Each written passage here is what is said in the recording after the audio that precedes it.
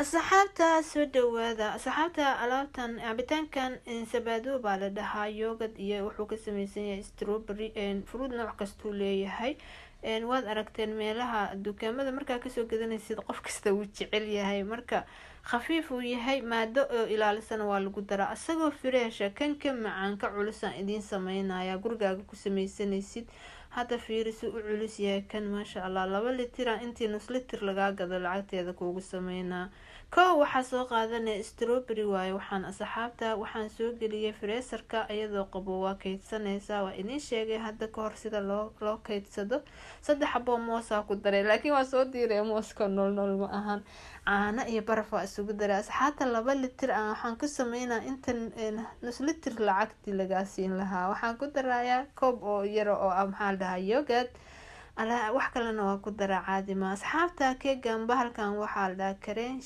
shantinkan waxaa whip creamka oo waxa waaye keegaga lagu daro asagoo baakadiyaaba jira saan oo kale asagoo diyaar ah oo sokor la-aan oo soo gadanaysa oo nooc oo nadiif ah sidaa rabtid baa ha ahaatee asxaabta ani 2 litir camal aan sameynaa 2 qaado sokor ku daraa hadaa rabtid malab ku daraysa hadii kale sokor la-aan laakiin caadi ma ahan sirta macaanka ka dhigta marka intaas weeye alaab cajiib ah 3 beri iyo xataa talaagada uu kugu jiri karaa ciyaalka si u jecel yihiin qof kasta jecel ciyaalka kaliya fiiriisi u culus yahay waa wax fireesha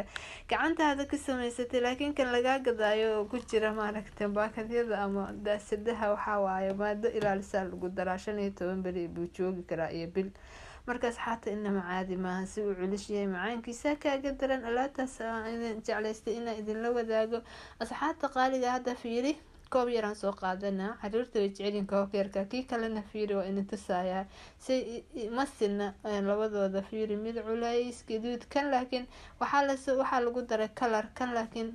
fruitkii oo fresh ah ku samaysatay gacantaada nadiif ilmahaaga u samaysatay wax walba walaashay gurigaaga ku samayso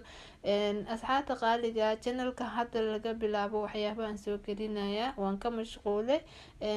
saxaabta channelka subscribe dhahaya fiidiyoyada sii share gareeya intaas ayaan jeclaystay inaan idin la wadaago assalaamu calaykum waraxmatullaahi